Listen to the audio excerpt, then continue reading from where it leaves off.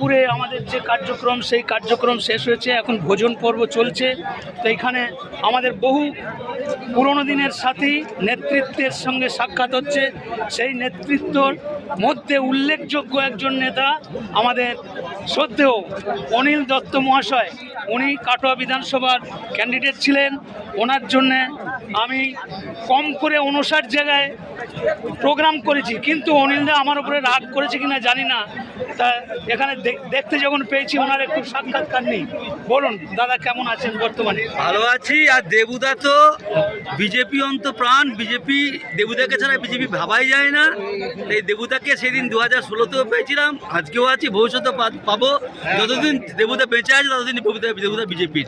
অতএব দেবুদার প্রতি রাগের কোনো গল্প নেই। দেবুদা ছাড়া বিজেপি ভাবতেই পারি না। ঠিক আছে, অসংখ্য ধন্যবাদ। আমার চ্যানেলটা হচ্ছে কার না আমার YouTube channel D India shorts, আর একটা হচ্ছে ডি ইন্ডিয়া বিগ ভিডিও। না না, ও পর্বটা আমি আগেই সেরে নিয়েছি।